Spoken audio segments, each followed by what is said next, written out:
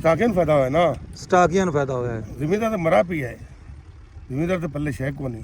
ਸਟਾਕੀਆ ਬਣਾ ਜਾਂਦਾ ਹੈ, ਉਹ ਦੀਓ ਸ਼ਦਰ ਲਾਈ ਜਾਂਦਾ, ਫੈਕਟਰੀ ਲਾਈ ਜਾਂਦਾ, ਫਲਾਣੀ ਚਲਾਈ ਖੜਾ, ਅੱਛਾ ਪਹਿਨਦਾ, ਅੱਛਾ ਖਾਂਦੇ, ਅੱਛੀਆਂ ਗੱਡੀਆਂ ਚੜ੍ਹਦੇ ਨੇ।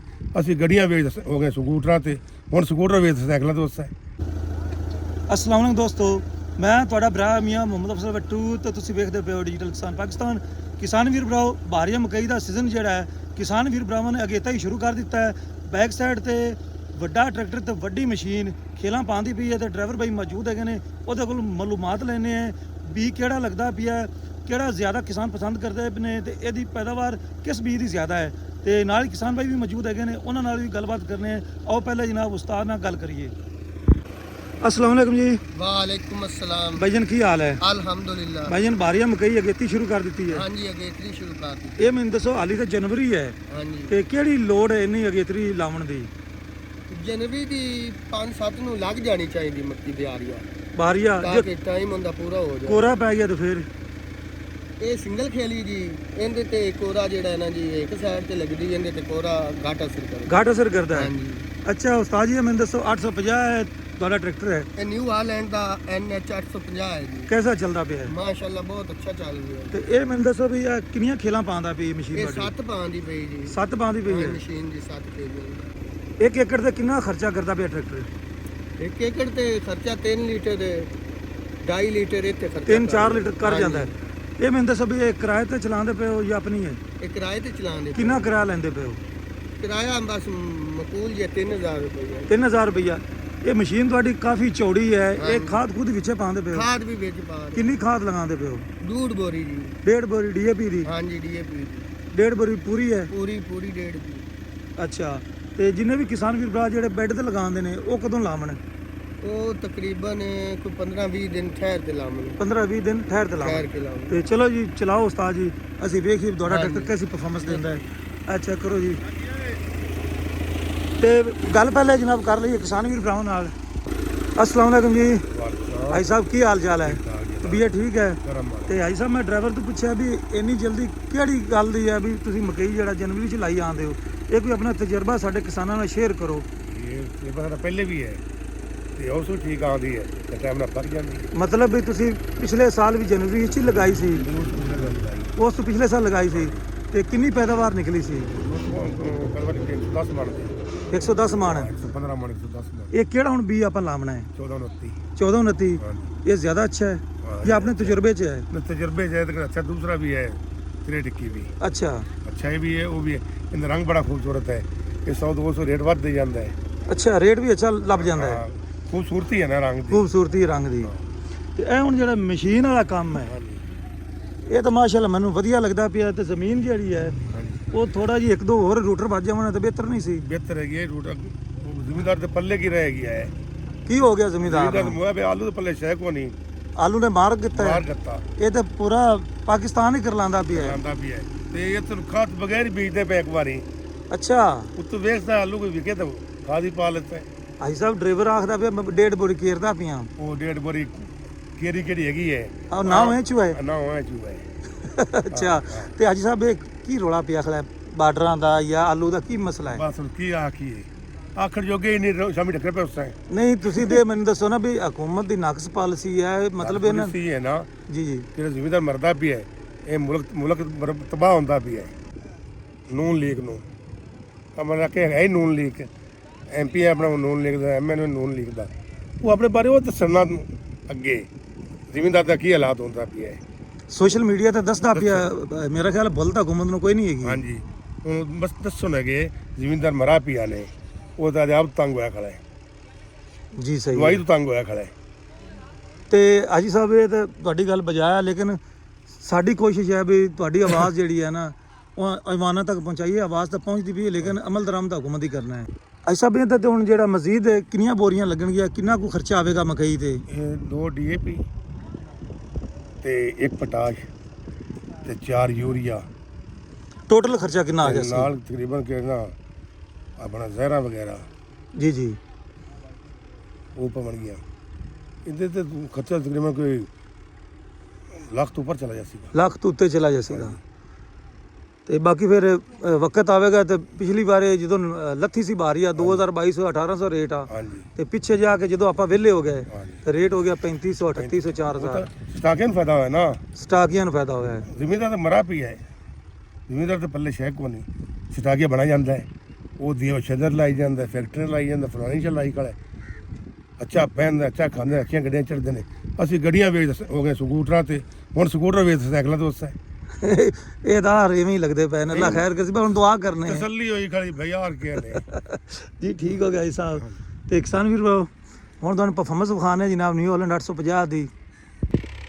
ਤੇ ਕਿਸਾਨ ਵੀਰ ਭਰਾਵੋ ਤਕਰੀਬਨ ਜਨਾਬ 7 ਖੇਲਾਂ ਬਣਾਉਂਦਾ ਪਿਆ ਹੈ, ਸਿੰਗਲ 850 ਨਿਊ ਹਾਲੈਂਡ। ਤੇ ਪਿੱਛੇ ਜਨਾਬ ਦੇਸੀ ਜੀ ਮਸ਼ੀਨ ਹੈ 7 ਖੇਲਾਂ ਵਾਲੀ। ਤੇ ਜ਼ਮੀਨ ਜਿਹੜੀ ਹੈ ਤਕਰੀਬਨ ਮੇਰਾ ਨਹੀਂ ਖਿਆਲ ਵੀ ਇੰਨੀ ਚੋਖੀ ਸੋਹਣੀ ਬਣੀ ਹੋਈ ਹੈ। ਮਜ਼ੀਦ 1-2 ਹੱਲ ਲੱਗ ਜਾਂਦੇ ਜਾਂ 1-2 ਰੂਟਾਵੇਟਰ ਲੱਗ ਜਾਂਦੇ, ਲੇਕਿਨ ਜਿਸ ਤਰੀਕੇ ਕਿਸਾਨ ਭਾਈਆਂ ਨੇ ਆਖਿਆ ਵੀ ਜ਼ਮੀਂਦਾਰਾਂ ਦੇ ਪੱਲੇ ਹੀ ਕੱਖ ਨਹੀਂ ਰਹਿ ਗਿਆ, ਕਿਉਂਕਿ ਫਸਲਾਂ ਦਾ ਰੇਟ ਕੋਈ ਨਹੀਂ ਹੈਗੇ। ਤੇ ਜਦੋਂ ਕਿਸਾਨ ਕੋਲ ਪੈਸੇ ਨਹੀਂ ਹੋਣਗੇ ਤੇ ਫਿਰ ਉਸ ਹਿਸਾਬ ਨਾਲ ਜਨਾਬ ਅਗਲੀ ਫਸਲ ਤੇ ਜਿਹੜਾ ਹੈ ਖਰਚਾ ਹੋਵੇਗਾ। ਤੇ ਬਸ ਦੁਆ ਹੀ ਕੀਤੀ ਜਾ ਸਕਦੀ ਕਿਸਾਨਾਂ ਵਾਸਤੇ। ਤੇ ਮੇਰਾ ਖਿਆਲ ਹੈ ਵੀ ਜਿਹੜੀ ਮਸ਼ੀਨ ਹੈ ਚੋਖੀ ਚੌੜੀ ਹੈ, ਲੇਕਿਨ ਟਰੈਕਟਰ ਜਿਹੜਾ ਹੈ ਧੂਆਂ ਛੂਆਂ ਕੋਈ ਨਹੀਂ ਵਿਖਾਉਂਦਾ ਪਿਆ। ਬਹੁਤ ਹੀ ਵਧੀਆ ਪਰਫਾਰਮੈਂਸ ਟਰੈਕਟਰ ਦੀ ਹੈ ਦੋਸਤੋ। ਜਿੱਥੇ 2 ਫੇਰੇ ਜਾਣੇ ਨੇ ਇਹਦਾ 1 ਫੇਰਾ ਹੈ, ਲੇਕਿਨ ਚਲਾਈ ਆਰਾਮ ਨਾਲ ਖੜਾ ਜੀ। ਇਹ ਨਹੀਂ ਹੈਗਾ ਵੀ ਸਪੀਡ।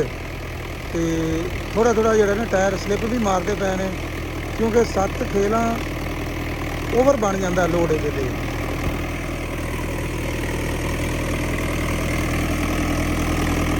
ਟਾਇਰਾਂ ਵਾਲੇ ਤੁਸੀਂ ਚੈੱਕ ਕਰੋ, ਟਾਇਰ ਜਿਹੜੇ ਨਾ ਸਲਿੱਪ ਮਾਰਦੇ ਪਏ ਨੇ, ਹਾਲਾਂਕਿ ਟਾਇਰ ਚੌੜੇ ਨੇ।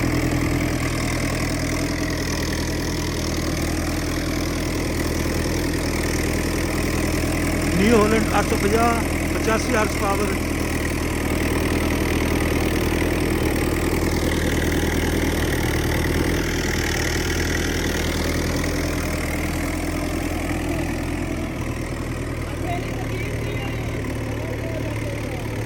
ਚੈੱਕ ਕਰੋ ਜੀ, 2 ਜਵਾਨ ਹੈਗੇ ਨੇ ਤੇ ਇਹਨਾਂ ਦਾ ਕੰਮ ਹੈ ਜਿਹੜਾ ਮਾਰ ਕੇ ਇਹ ਚੁੱਕਣੇ। ਇੱਕ ਪਰਲੇ ਪਾਸੇ ਦਾ ਚੁੱਕਦਾ ਪਿਆ, ਇੱਕ ਉਰਲੇ ਪਾਸੇ ਦਾ। ਨਾ ਹੀ ਦੱਸਦਾ ਹੈ ਅਗਰ ਖੜੀ ਡਲਦੀ ਪਈ ਹੈ ਤਾਂ ਵੀ ਉਸਤਾਦ ਨੂੰ ਦੱਸਦਾ ਹੈ, ਕਿਉਂਕਿ ਗਲਤੀ ਦੀ ਗੁੰਜਾਇਸ਼ ਕੋਈ ਨਹੀਂ। ਬਾਕੀ ਮਾਸ਼ਾਅੱਲਾ ਬਹੁਤ ਪਿਆਰੀਆਂ ਖੇਲਾਂ ਨਿਕਲਦੀਆਂ ਪਈਆਂ ਨੇ। ਤੇ ਟਰੈਕਟਰ ਦੀ ਪਰਫਾਰਮੈਂਸ ਤੁਹਾਡੇ ਸਾਹਮਣੇ ਹੈ ਭਾਈ, ਚੈੱਕ ਕਰ ਲਓ। ਜ਼ਮੀਨ ਪੱਥਰੇ 'ਚ ਆ ਗਈ ਹੈ।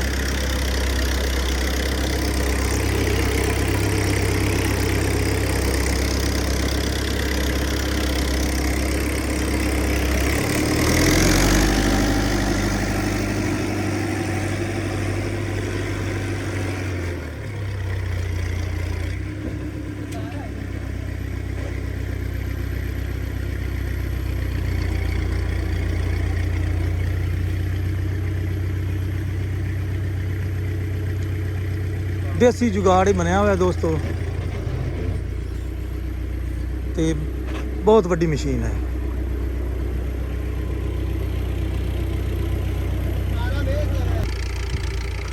ਤੇ ਦੋਸਤੋ ਆ ਸਾਈਡ ਜਿਹੜੀ ਹੈ ਇਹ ਹੁਣ ਉਹਨੇ ਲੈਣੀ ਹੈ। ਤੇ ਦੋਸਤੋ ਜਿਨ੍ਹਾਂ ਦਾ ਖਿਲਾਰਾ ਹੈ ਉਹਦੇ ਨਾਲ ਬਿਹਤਰ ਹੈ ਜਨਾਬ ਜਿਹੜਾ ਆਮ ਰੇਜਰ ਹੁੰਦਾ ਨਾ, ਜਿਹਦੇ ਨਾਲ ਮਕਈ ਦੀਆਂ ਖੇਲਾਂ ਕੱਢਣੇ ਆ, ਉਹ ਹੀ ਬੈਸਟ ਹੈਗਾ ਹੈ 3 ਖੇਲਾਂ ਵਾਲਾ, ਕਿਉਂਕਿ ਡਬਲ ਹੈ। ਲੇਕਿਨ ਇਹਦੇ ਤੇ ਮੇਰਾ ਨਹੀਂ ਖਿਆਲ ਵੀ ਕੁਛ ਨਾ ਕੁਛ ਫਾਇਦਾ ਹੈ, ਲੇਕਿਨ ਇਹਨਾਂ ਜ਼ਿਆਦਾ ਫਾਇਦਾ ਮੈਨੂੰ ਨਜ਼ਰ ਨਹੀਂ ਆਉਂਦਾ ਪਿਆ, ਕਿਉਂਕਿ ਇਹਤਿਆਤ ਬਹੁਤ ਜ਼ਿਆਦਾ ਕਰਨੀ ਪੈਂਦੀ ਪਈ ਹੈ। ਟਰੈਕਟਰ ਜਿਹੜਾ ਹੈ ਉਹ ਜ਼ਿਆਦਾ ਜਿਹੜਾ ਹੈ ਖਿਆਲ ਨਾਲ ਚਲਾਉਣਾ ਪੈਂਦਾ ਪਿਆ ਹੈ, ਤੇ ਇਹਤਿਆਤ ਚੋਖੀ ਕਰਨੀ ਪੈਂਦੀ ਪਈ ਹੈ। ਤੇ ਸਪੀਡ ਜਿਹੜੀ ਹੈ ਉਹ ਜਨਾਬ ਮਾਰਨ ਨਹੀਂ ਪਈ ਦਿੰਦਾ ਰੇਜਰ। ਬੰਦ ਹੋ ਗਿਆ ਟਰੈਕਟਰ ਜਨਾਬ। ਤੇ ਰੂਟੀਨ ਨਾਲ ਜਿਹੜਾ ਰੇਜਰ ਹੁੰਦਾ ਹੈ ਉਹ ਜਨਾਬ ਸਪੀਡਾਂ ਮਾਰਦੇ ਨੇ ਡਰਾਈਵਰ, ਤੇ ਸਪੀਡਾਂ ਨਾਲ ਤੁਹਾਨੂੰ ਪਤਾ ਵੀ ਨਬੇੜਾ ਹੁੰਦਾ ਹੈ। ਹੁਣ ਇਹਦੀ ਜਿਹੜੀ ਸਪੀਡ ਹੈ ਤੁਹਾਡੇ ਸਾਹਮਣੇ ਹੈ। ਮੇਰਾ ਖਿਆਲ ਹੈ ਵੀ ਟਰੈਕਟਰ ਦੀ ਪਾਵਰ ਤੋਂ ਜ਼ਿਆਦਾ ਹੈ ਪਿੱਛੇ ਮਸ਼ੀਨ ਪਾਈ ਹੋਈ ਹੈ।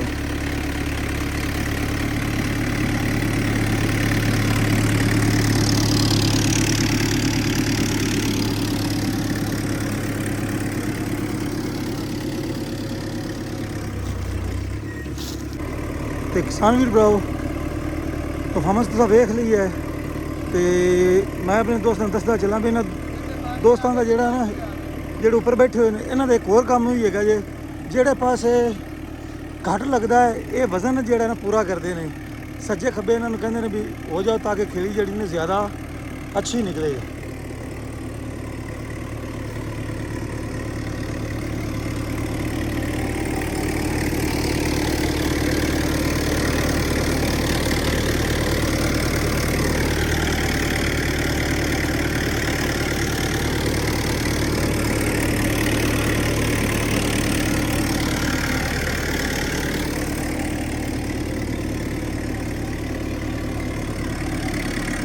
ਤੇ ਨਾਲ ਹੀ ਮੈਂ ਆਪਣੇ ਵੀਰ ਭਰਾਵਾਂ ਨੂੰ ਆਪਣੀ ਰਾਏ ਮੈਂ ਦੇ ਦਿੱਤੀ ਹੈ ਵੀ ਇਹ ਜਿਹੜੀ ਮਸ਼ੀਨ ਹੈ ਟਰੈਕਟਰ ਦੀ ਪਾਵਰ ਤੋਂ ਵੱਡੀ ਹੈਗੀ ਹੈ, ਲੇਕਿਨ ਟਰੈਕਟਰ ਜਿੰਨਾ ਵੀ ਚੱਲਦਾ ਪਿਆ ਸਿਰਫ ਡਰਾਈਵਰ ਦੀ ਕਾਰਾਗਰੀ ਨਾਲ ਚੱਲਦਾ ਪਿਆ ਹੈ। ਤੇ ਮਸ਼ੀਨ ਜੀ ਮੇਰੇ ਖਿਆਲ ਨਾਲ ਓਵਰ ਹੈ। ਤੇ ਜਿੰਨੇ ਵੀ ਵੇਖਣ ਵਾਲੇ ਕਿਸਾਨ ਵੀਰ ਭਰਾ ਹੈਗੇ ਨੇ ਆਪਣੀ ਕੀਮਤੀ ਰਾਏ ਲਾਜ਼ਮੀ ਦੇਵੇ। ਜੇ ਹੋ ਸਕਦਾ ਵੀ ਮੈਂ ਗਲਤ ਹੋਵਾਂ ਤੇ ਕਮੈਂਟ ਵਿੱਚ ਆਪਣੀ ਰਾਏ ਲਾਜ਼ਮੀ ਦੇਵੇ ਜੇ ਵੀ ਐਡੀ ਮਸ਼ੀਨ ਹੋਣੀ ਚਾਹੀਦੀ ਹੈ ਜਾਂ ਨਾਰਮਲ ਸਾਈਜ਼ ਹੋਣਾ ਚਾਹੀਦਾ ਹੈ।